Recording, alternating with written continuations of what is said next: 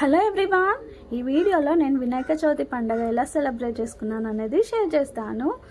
చిన్నప్పటి నుంచి ఫేవరెట్ పండుగ అంటే వినాయక చవితి పండుగ అండి. ఎందుకంటే ఏ పండుగ అయినా 1-2 డేస్ వస్తుంది, కానీ వినాయక చవితి పండుగ 9 డేస్ హవా ఉంటుంది. లొల్లి గల్లీ మొత్తము వినాయకుడు వచ్చి గల్లీకి పెద్ద కళ తీసుకొస్తాడు.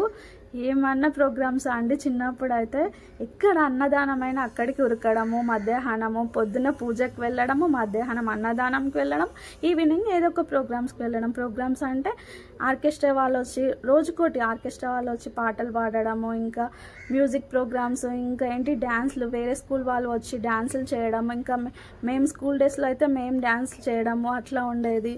ఇంకా మ్యూజిక్ ప్రోగ్రామ్స్, మ్యాజిక్ ప్రోగ్రామ్స్, ఇంకా చాలా భజనలు చేయడం, మేము పాటలు పాడడం మైక్ తీసుకొని చాలా లొల్లి ఉండేది. నిజంగా వినాయక చవితి పండుగ వచ్చిందంటే చైల్డ్హుడ్ మెమరీస్ అన్నీ గుర్తొస్తాయి. నిజంగా అప్పుడు ఆ రోజులే వేరు, అవి మళ్ళీ రావు. ఇంకా నిమజ్జనం రోజు వెనకాలనే పులిహోర కోసం ఉరకడము, ఇవన్నీ నిజంగా వేరే అండి. అవన్నీ మళ్ళీ రావు. ఈ వీడియోలో నేను వినాయక చవితి పండుగ ఎలా సెలబ్రేట్ చేసుకున్నాను అన్నది షేర్ చేస్తాను. సరే అండి, వీడియోలోకి వెళ్దామా?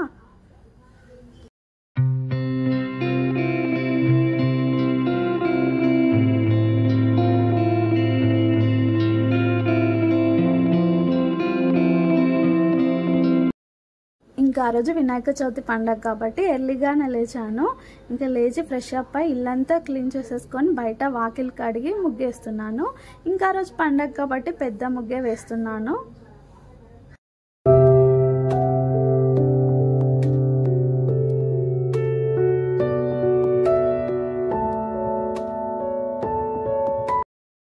ఇంకా ఫైనల్గా ఇట్లా ముగ్గంతా వేసి ఎల్లో అండ్ రెడ్ కలర్స్ వేసాను. మొత్తం నింపలేదు, అక్కడక్కడ వేసాను.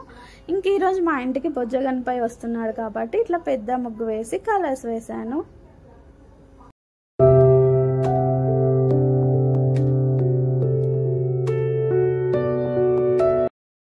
ఇంకా పిల్లలు ఉన్నారంటే ఇంట్లో ఏదో ఒక బ్రేక్ఫాస్ట్ చేయాల్సిందే కదా. ఇంకా పూజ అయ్యేసరికి చాలా టైం పడుతుంది, అంతసేపు వాళ్ళు వెయిట్ చేయలేరు. అందుకోసమే ఇంట్లో ఇడ్లీ పిండి ఉండే ఆ పిండితోని పునుగులు వేసాను. తర్వాత పిల్లలకి పెట్టేశాను బ్రేక్ఫాస్ట్. తర్వాత నేను ఫ్రెష్ అప్ అయి వచ్చి ఫస్ట్ ప్రసాదాలు చేస్తున్నాను.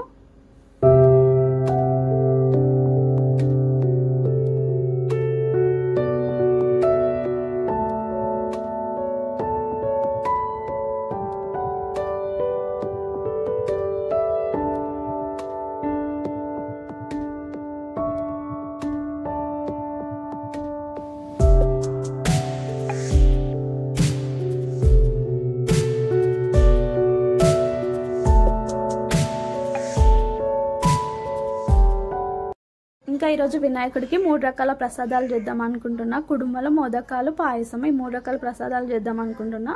మోదకాల కోసం ఫస్ట్ కొంచెం బెల్లం వేసి అందులో కొద్దిగా వాటర్ వేసుకొని తీగ పాకం వచ్చిన తర్వాత అందులో కొబ్బరి తురుము వేసేసుకోవాలి. అంతా మిక్స్ చేసుకొని ఇట్లా దగ్గరకు వచ్చిన తర్వాత కొంచెం ఇలాచి నెయ్యి వేసేసుకొని అంతా మిక్స్ చేసుకొని పక్కకు తీసేసుకోవాలి.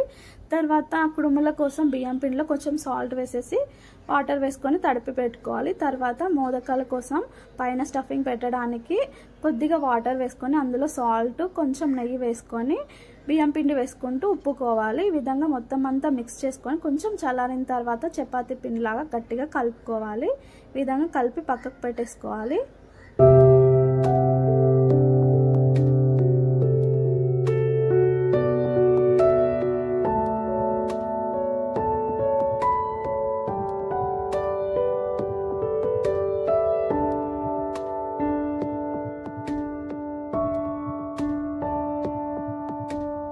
తర్వాత పాయసం చేద్దాం అనుకుంటున్నాం కదా, అందుకోసమే గోధుమ పిండిలో కొంచెం సాల్ట్, కొంచెం నెయ్యి వేసేసుకొని చపాతీ పిండిలాగా తడిపి పెట్టుకోవాలి. వాటర్ వేసుకుంటూ దీన్ని సేమియాలాగా ప్రిపేర్ చేసుకోవాలి.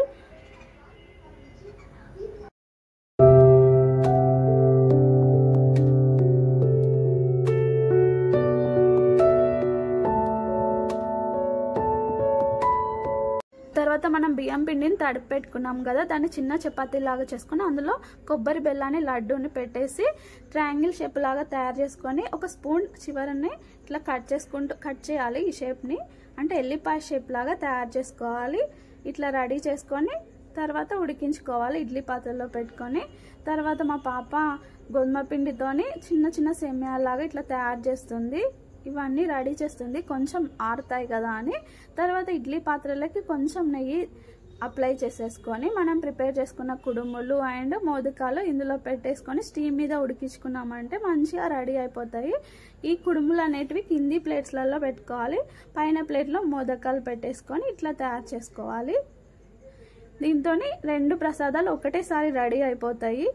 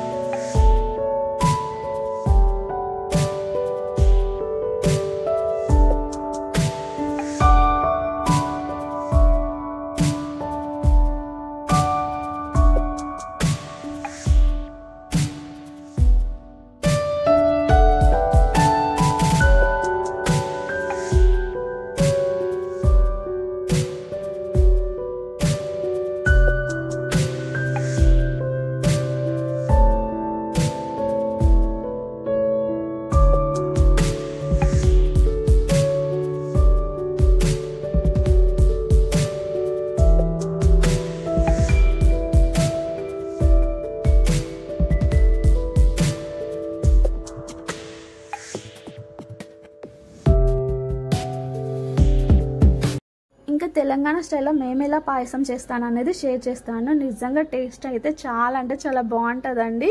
ఫస్ట్ ఒక బాండీలో వాటర్ పెట్టేసి వాటర్ మంచిగా బాయిల్ అయిన తర్వాత మనం ప్రిపేర్ చేసుకున్న గోధుమ పిండి సేమియాలు వేసుకోవాలి. సేమియాలు వాటర్లో మంచిగా బాయిల్ కావాలి, మంచిగా ఉడకాలి.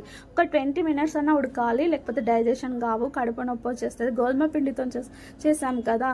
తర్వాత మంచిగా ఉడికిపోయిన తర్వాత తగినంత బెల్లం వేసుకొని గోధుమ పిండిలో కొన్ని వాటర్ వేసుకొని లమ్స్ లేకుండా కలుపుకొని ఆ వాటర్ని కూడా ఇందులో యాడ్ చేయాలి. అది యాడ్ చేయడం వల్ల పాయసానికి చిక్కదనం వస్తుంది, టేస్ట్ చాలా బాగుంటుంది. తర్వాత అంతా మిక్స్ చేసుకొని మంచిగా ఉడికిన తర్వాత దగ్గరకు వచ్చిన తర్వాత స్టవ్ ఆఫ్ చేయండి. ఒక 5 to 10 మినిట్స్ చల్లారిన తర్వాత అప్పుడు పాలు యాడ్ చేయండి. అప్పుడు విరగదు పాయసం, బెల్లం పాలు అనేటివి విరగవు. తర్వాత ఇంకొక గిన్నెలో గీ వేసేసుకొని, గీ ఎంత ఎక్కువ వేస్తే అంత టేస్ట్ చాలా బాగుంటుంది. తర్వాత డ్రై ఫ్రూట్స్ వేసుకొని డ్రై ఫ్రూట్స్ మంచిగా ఫ్రై అయిన తర్వాత పాయసంలో వేసుకున్నామంటే కమ్మనైనా పాయసం రెడీ అయిపోతుంది. నా ఫేవరెట్ అండి. వినాయక చవితి రోజు మాత్రం నేను ఏది తిన్న రోజంతా ఈ పాయసమే తినేదాన్ని చిన్నప్పుడు. నిజంగా చాలా అంటే చాలా బాగుంటుంది. గీ మాత్రం ఎక్కువ వేసుకోండి, అప్పుడే టేస్ట్ చాలా బాగుంటుంది. చూడడానికి ఎంత బాగుందో చూడండి, నిజంగా టేస్ట్ కూడా చాలా బాగుంటుంది.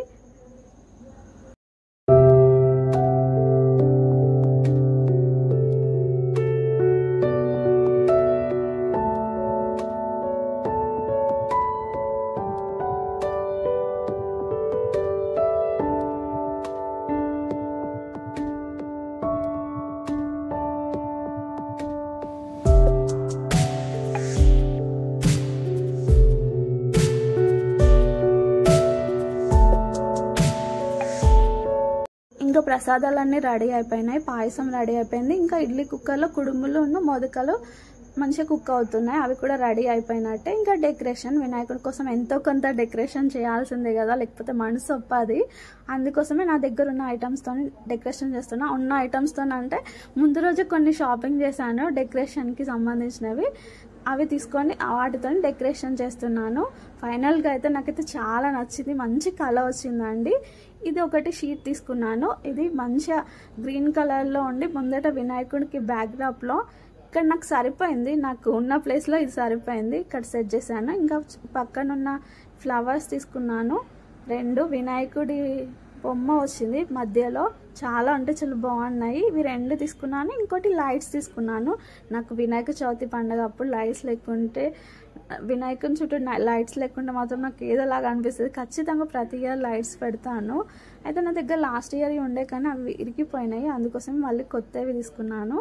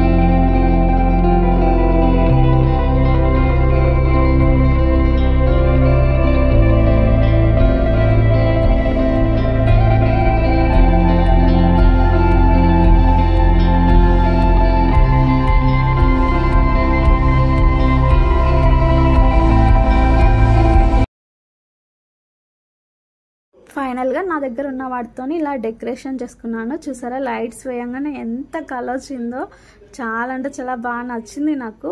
వెనకాల బ్యాక్ డ్రాప్ గ్రీన్, కింద రెడ్ వేసాను కాబట్టి రెండు కాంబినేషన్ నాకు నచ్చింది, చాలా నచ్చింది. ఇంకా ఈ డెకరేషన్కి అందం తీసుకొచ్చేది వినాయకుని విగ్రహము. వినాయకుని విగ్రహం వచ్చిందంటే ఇంకా ఎక్స్ట్రా అందం అనేది యాడ్ అవుతుంది అన్నమాట. ఇంక ఇట్లా ఫైనల్గా డెకరేషన్ చేసుకున్నాను.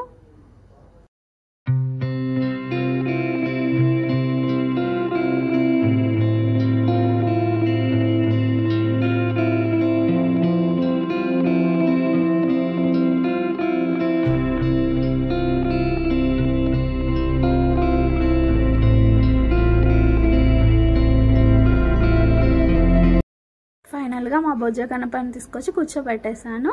ఫస్ట్ ఎంత డెకరేషన్ చేసినా రాని అందం, వినాయకుడు వచ్చి కూర్చోగానే ఎంత కలొచ్చింది చూడండి. ఫస్ట్ అంతా బోడగా ఉంది, తర్వాత వినాయకుడు విగ్రహం రాగానే చాలా అందం వచ్చేసింది.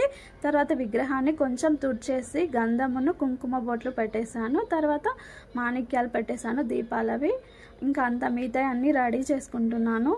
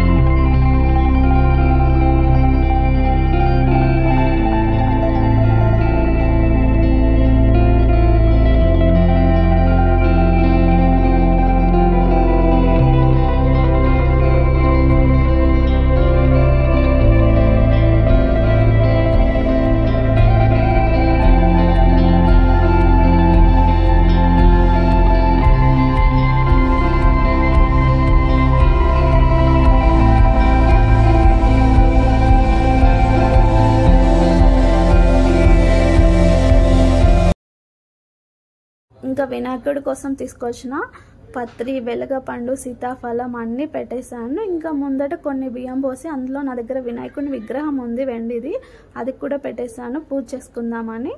ఇంకా తర్వాత వస్త్రం వేస్తున్నాను. ఈ విధంగా అన్నీ రెడీ చేసి పెట్టుకున్నాను. తర్వాత ప్రసాదాలన్నీ పెడతాను. అన్నీ రెడీ చేసుకొని ఇంకా కూర్చొని ప్రశాంతంగా మళ్ళీ లేవకుండా పూజ చేసుకోవాలి. అందుకోసం అన్నీ రెడీ చేసి పెట్టుకుంటున్నాను.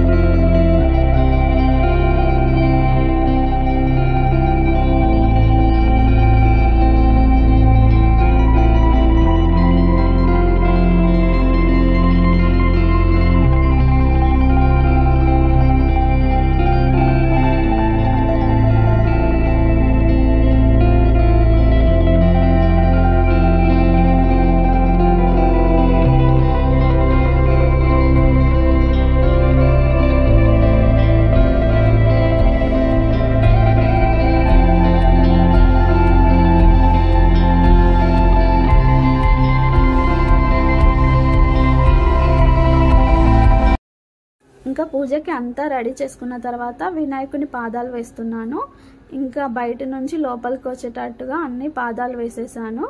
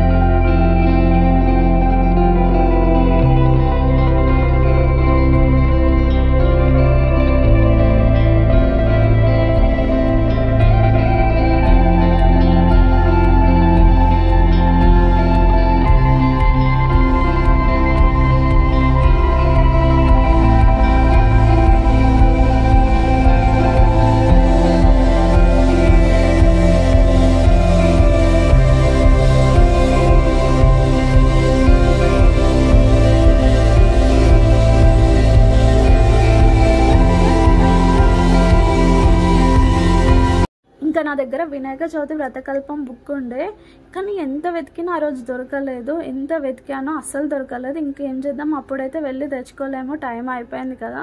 అందుకోసం ఇంకా ఫోన్లోనే పెట్టుకొని చూసుకుంటూ పూజ చేసుకున్నాను. ఇంకా ఫోన్లోనే అష్టోత్తర శతనామాలు పెట్టుకున్నా వినాయకుడిది, అవి చదువుకుంటూ ఇట్లా పూజ చేసుకున్నాను.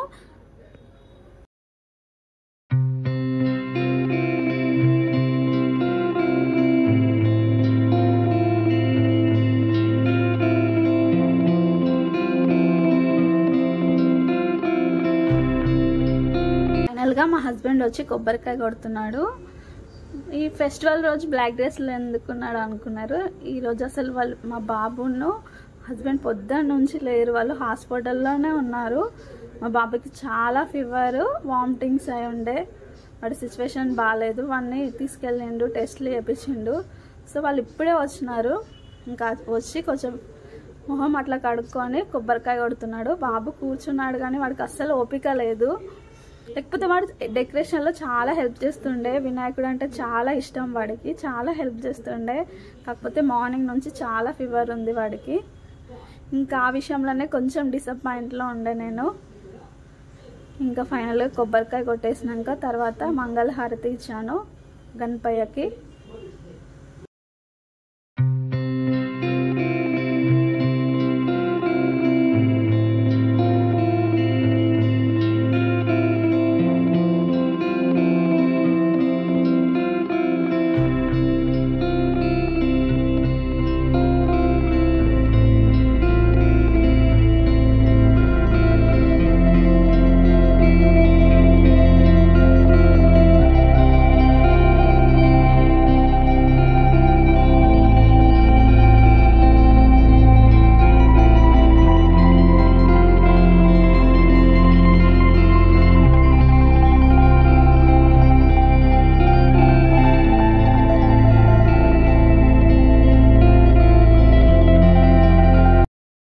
ఇంకా ఫైనల్గా వినాయకుడికి మంగళహారతి చేసిన ఇక్కడితో పూజ కంప్లీట్ అయిపోయింది. మార్నింగ్ది చాలా టైం పట్టింది, 3 o'clock అయింది. అంత మార్నింగ్ లేచినా కూడా లేట్ అయింది, ఎందుకంటే బాబుకి ఫీవర్ అని చెప్పినా కదా, దానివల్ల కొంచెం లేట్ అయింది. వాడిని చూసుకోవడం, ఇటు పండగ పనులు చూసుకోవడం వల్ల కొంచెం లేట్ అయిపోయింది.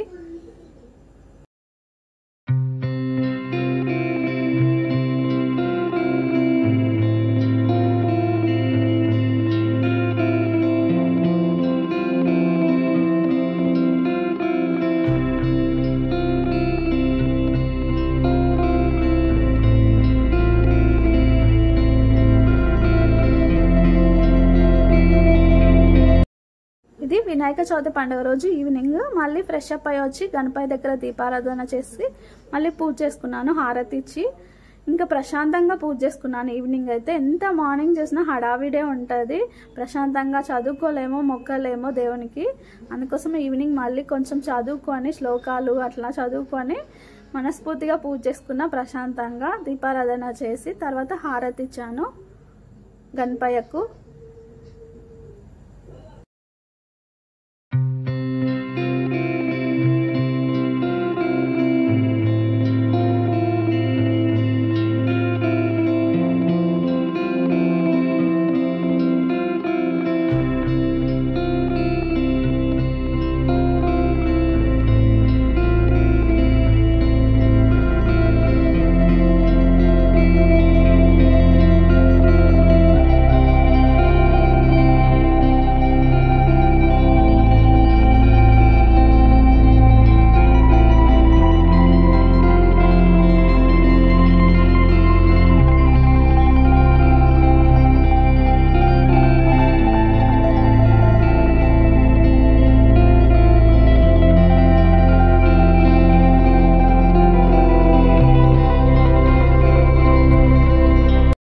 ఇది నెక్స్ట్ డే గణపయ్యకి శనగల తాలింపు చేద్దాం అనుకుంటున్నా. అందుకోసమే నైటే శనగలు నానబెట్టేసాను, మార్నింగ్ వరకు మంచిగా నానిపోతాయని. తర్వాత కొంచెం బాయిల్ ఒక 10 minutes అట్లా ఉడికించుకుంటే సరిపోతుంది. తర్వాత ఉడికించుకొని ఒక బాండి పెట్టుకొని ఆయిల్ అట్లా వేసి ఆవాలు, జీలకర్ర, పచ్చిమిర్చి వేస్తున్నాను. ఆనియన్స్ అట్లా వేయొద్దు కదా, వెల్లుల్లి ఆనియన్స్ వేయకుండా చేస్తున్నాను. పచ్చిమిర్చి కరివేపాకు వేసుకొని అవి కొంచెం ఫ్రై అయిన తర్వాత ఉడికించి పెట్టుకున్న శనగలు వేస్తున్నాను. శనగలు వేసుకొని ఫ్రై చేసుకొని తగినంత సాల్ట్ వేసుకున్నామంటే శనగల తాలింపు రెడీ అయిపోతుంది. ఇది ఇవాళ 2వ రోజు వినాయకునికి ప్రసాదంగా పెడుతున్నాను.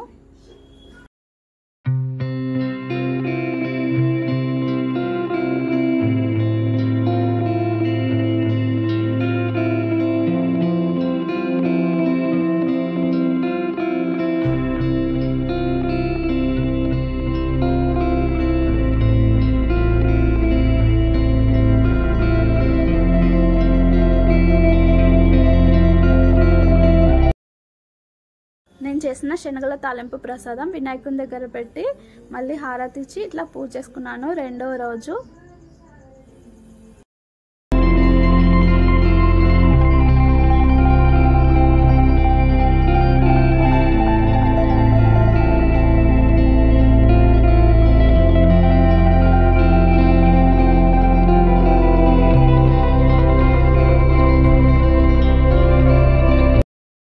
ఇది నవరాత్రుల్లో 3వ రోజు. గణపయ్యకి కేసరి రవ్వ ప్రసాదం చేద్దాం అనుకుంటున్నా. అందుకోసమే బాండీలో కొంచెం గీ వేసేసుకొని గోధుమ రవ్వను వేసుకొని మంచిగా రోస్ట్ అయ్యేదాకా ఫ్రై చేసుకోవాలి. ఈ కేసరి రవ్వలో ఎంత గీ వేస్తే అంత టేస్ట్ బాగుంటుందండి. గీ తక్కువైంది అనుకోండి అస్సలు బాగోదు. ఈ ప్రసాదము ఎక్కువగానే పడుతుంది నెయ్యి అనేది. ఈ విధంగా ఫ్రై చేసుకొని పక్కకు తీసేసుకోవాలి.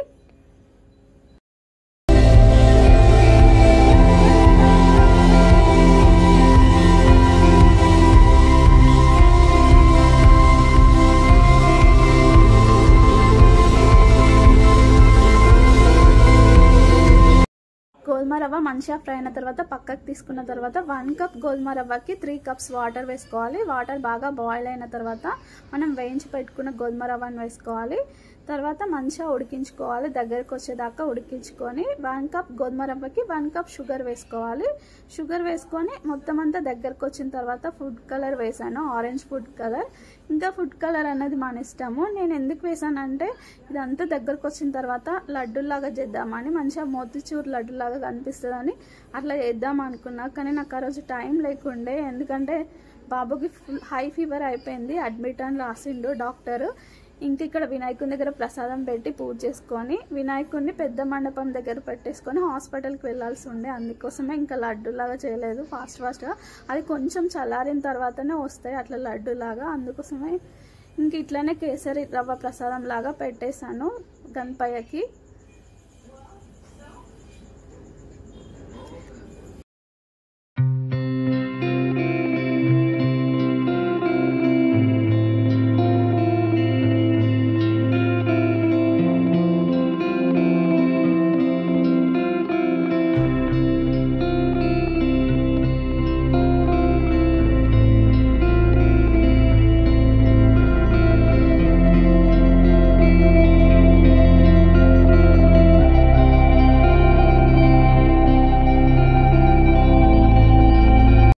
మొత్తం అంతా దగ్గరకు వచ్చిన తర్వాత వేరొక గిన్నె పెట్టేసుకొని గీ వేసేసుకొని డ్రై ఫ్రూట్స్ వేసుకోవాలి.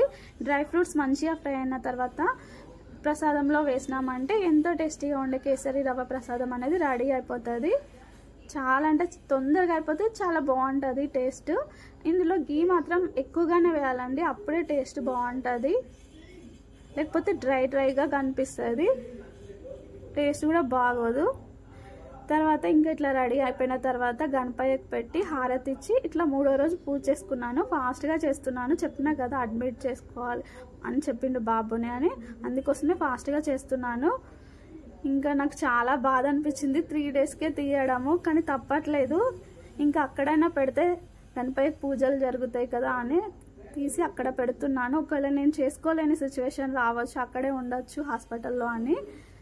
ఇంకా ఇంతే, ఈ వినాయక చవితి ఇలా జరిగింది. కొంచెం డిసప్పాయింట్మెంట్ ఉంది, కొంచెం బాధగానే ఉంది. కాకపోతే ఇంకా ఫైనల్గా దేవుడి మీదనే భారము, అంతా మంచి చేస్తాడు అనుకొని ఇంకా గణపయ్యని తీసుకెళ్ళి పెద్ద మండపంలో పెట్టేసిన. ఇక్కడితో ఈ వీడియో ఏం చేస్తున్నాను. వీడియో నచ్చితే లైక్ చేయండి, మీ ఫ్రెండ్స్కి షేర్ చేయండి, అండ్ సబ్స్క్రైబ్ చేసుకోవడం మాత్రం మర్చిపోవద్దు. మరొక వీడియోతో మీ ముందుకు వస్తాను. అంతవరకు బాయ్.